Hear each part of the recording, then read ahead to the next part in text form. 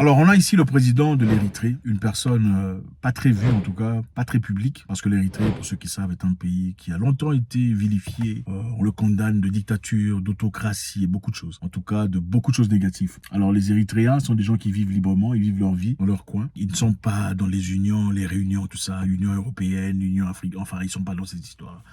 Ils sont en train de vivre leur vie selon leur façon, selon leurs préceptes, leur concept de vie. Et qui sommes-nous pour les condamner? On va écouter un petit discours du président érythréen, évidemment, qui est condamné par l'Occident. On appelle l'Érythrée la Corée du Nord de l'Afrique. C'est lourd, hein? Mais est-ce que c'est vraiment la réalité de l'Érythrée? Pas du tout. Suivons le président de l'Érythrée. This is a war declared by NATO, led by Washington, and Russia had the right to defend itself. Waouh, il va directement au point. Ce n'est pas une guerre de la Russie contre l'Ukraine. C'est la guerre de l'OTAN contre la Russie, dirigée par Washington. La Russie n'a absolument rien fait.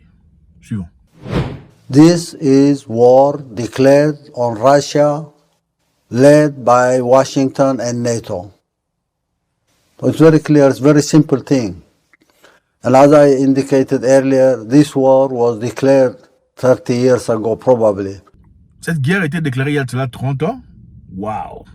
Donc cette guerre qu'on voit aujourd'hui est une guerre qui a commencé il y a cela déjà 30 ans, d'après le président de l'Érythrée. After the end of the Cold War, this idea of hegemony came. Control everything, influence the world, divide the world into areas of influence. And it's not only expanding influence. It was a declaration of war because there was a concept developed by these guys to contain those who can compete, or at least who can share something in the global scene. That was not allowed. And because of the background of the Cold War era, this obsession of containing Russia.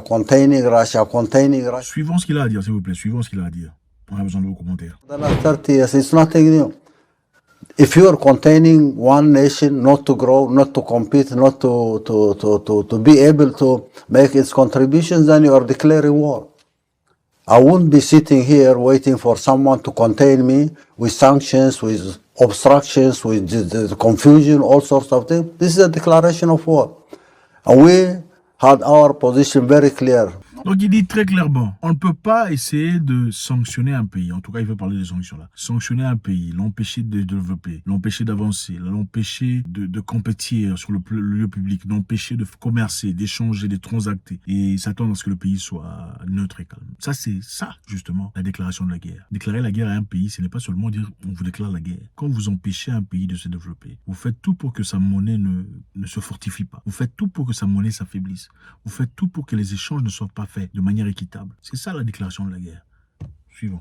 Not yesterday or the day before, but we said this is not the kind of world order that the peoples of all continents need. Nobody needs this kind of policies, hegemony, control, and not allow people to grow and work hard to change their quality of life.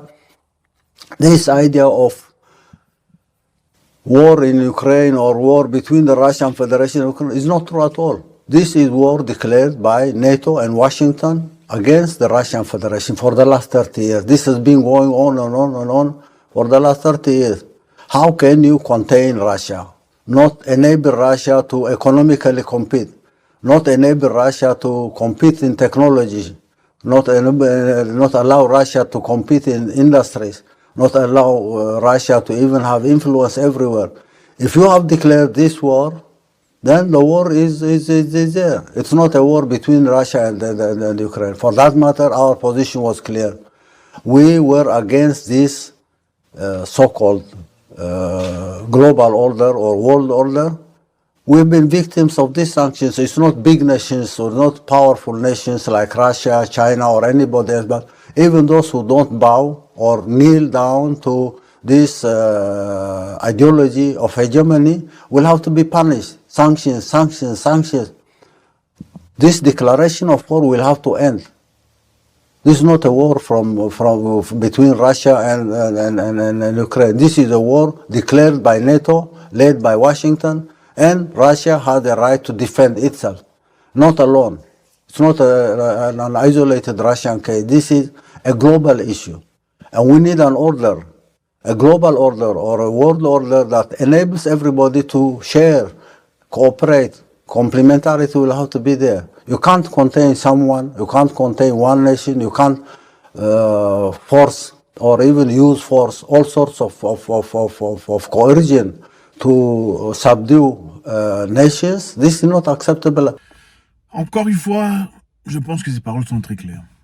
Ce qu'on voit très généralement, c'est quand un pays refuse de jouer au jeu, il est souvent soit sanctionné ou condamné. Voilà pourquoi je pense qu'il est important qu'à chaque fois que vous entendez ces entités dire ce pays est dictateur, ou le gouvernement dictateur, le gouvernement autocrate, le gouvernement difficile qui fait périr son propre peuple. Il faut faire très attention. Ce n'est pas toujours faux, ok, mais il faut entrer dans les profondeurs pour comprendre dans quel concept, de quoi s'agit-il. Parce que la plupart des cas où on traite les gens de dictateurs ou d'autocrates, c'est souvent parce que cette personne refuse d'obéir à l'ordre mondial, l'ordre établi par eux.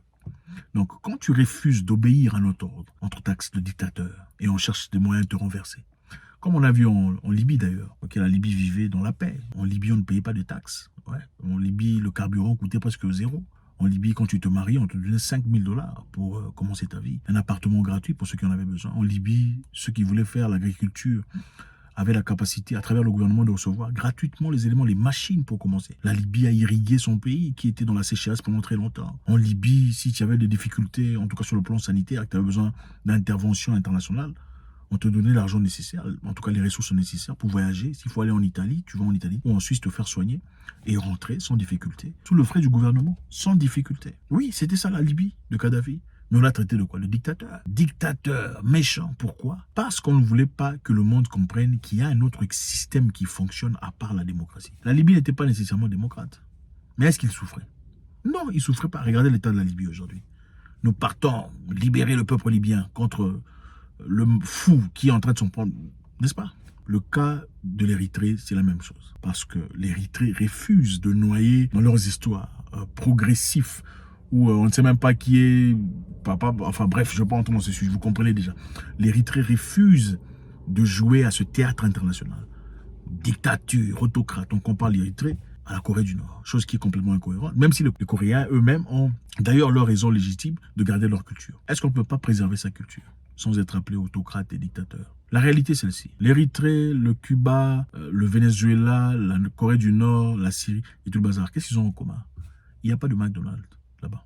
Il n'y a pas de McDonald's, il n'y a pas de KFC, il n'y a pas de Popeye Chicken, il n'y a pas de tout H&M, non, il n'y en a pas.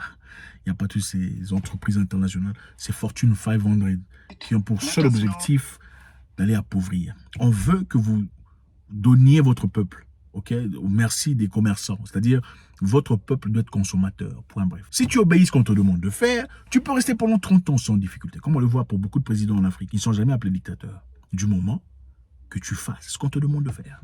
Si tu ne fais pas ce qu'on te demande de faire, c'est-à-dire laisser le marché ouvert pour nos entreprises, alors là, tu es dictateur. Là, tu es autocrate. Donc, toute cette personne, chaque dirigeant qui ose ouvrir la bouche pour parler pour son peuple est taxé de dictateur, taxé de méchant, taxé d'illégal. Donc, la légalité vient d'eux. C'est eux qui disent qui est légal et qui n'est pas. Mais si vous regardez l'histoire vous dit clairement qui a fait des bêtises, qui a fait des choses inacceptables, atroces dans le monde, c'est clair. Qui est parti dans notre pays pour coloniser, pour détruire, pour ravir, pour changer les langues, pour détruire la culture, l'histoire. Nous savons, c'est clair. Ce président le dit, cette guerre n'est pas une guerre de l'Ukraine contre la Russie. C'est la guerre de l'OTAN contre la Russie, avec Washington à la tête. L'objectif, c'est de contenir. Quand vous contenez un pays, vous l'empêchez de commercer, empêchez d'évoluer, empêcher de transacter, empêcher de faire quoi que ce soit. C'est une déclaration de guerre. Et ce n'est pas seulement limité à la Russie, comme il le dit clairement. Ce qui est clair ici, c'est quoi? L'Érythrée veut modeler son pays à l'histoire de la Chine. La Chine, pendant un temps, a traversé un moment difficile, mais c'était pour éclater, en tout cas pour exploser, comme il est aujourd'hui. C'est une grande puissance inévitable, inéluctable. On ne peut pas s'en passer. Ce n'est pas possible. Et à ce point-ci, la Chine ne peut pas être intimidée, comme l'Érythrée est intimidée. Parce que la Chine est armée, la Chine est intelligente, la Chine a des capacités. La Chine a investi dans l'intellect, investi dans la technologie, investi dans la cybercriminalité. Ils sont partout, ils sont forts. Voilà donc, c'est ça. Nous vivons dans un monde déséquilibré. La réalité est que certaines personnes se perçoivent beaucoup plus importantes que d'autres personnes. Comme si le Créateur les a créés, eux, pour vivre et les autres pour survivre. C'est-à-dire, eux sur la tête, pendant que le reste soulève cette tête, on les glorifie, on les lève, là, il n'y a pas de souci. Si vous arrêtez de les glorifier, on vous apporte la guerre, on vous traite de dictateurs et tout le bazar. Donc, pas pour dire que toutes ces personnes sont bonnes, absolument pas. Mais à la hauteur de ce qu'on déclare sur le plan international, ce n'est pas une réalité. C'est toujours un grand plaisir. Il y a beaucoup de commentaires. Écoutez par exemple ce monsieur qui fait un commentaire par rapport à cette histoire de l'Érythrée. La réalité est que l'information est tellement prise en otage que si vous n'êtes pas informé de vous-même, les informations qu'on consomme, c'est pour la plupart des gros mensonges. Même l'histoire telle qu'on connaît, l'histoire est relative, ça dépend de qui raconte l'histoire. Le narrateur raconte l'histoire selon ses objectifs, son agenda personnel. Dans l'histoire qu'on a appris à l'école, ce sont souvent des histoires qui ont été complètement transformées. La réalité est mise à côté. C'est toujours un grand plaisir. Faites-moi savoir ce que vous en pensez. Faites un commentaire. Je voudrais qu'on soit plus participatif dans ces vidéos. Il faut qu'on discute, qu'on échange. Quelqu'un vous lira, quelqu'un comprendra, quelqu'un sera éclairé à travers votre commentaire. Je sais qu'il y a beaucoup de gens très intelligents ici et c'est la raison pour laquelle on s'est réunis. Toujours un grand plaisir. À titre de rappel, cette chaîne, Zach Mwekassa, tout ce qui est géostratégie, tout ce qui comporte les éléments nécessaires pour le progrès et l'avancement, qu'est-ce qui se passe dans le monde, en réalité, pour contrer les fausses informations que l'on reçoit? C'est ici. On a besoin de vous ici. Qu'est-ce qui se passe en tant qu'homme? Comment devenir un vrai homme? Comment se faire de l'argent et garder son argent? Comment vivre une vie bien? Comment être une personne de grande valeur? Comment être quelqu'un de bien? Comment éviter les faux amis, les fausses amitiés? Comment voir déjà dès le départ un ennemi ou un potentiel ennemi et comment le déstabiliser? Il y a beaucoup de choses à travers les expériences, en tout cas tirées pour la plupart des expériences vraies et pures, vous savez. Donc ici, géopolitique, de l'autre côté, on parlera plus de tout ça là. Abonnez-vous de d'écouter, c'est toujours un grand plaisir si vous aimez les deux. Parce que j'ai reçu beaucoup de messages de gens qui disent « Ah, tu ne parles plus de ça, tout ça ». Enfin, là-bas, c'est tout ce que vous lisez, les podcasts et tout le reste. God bless.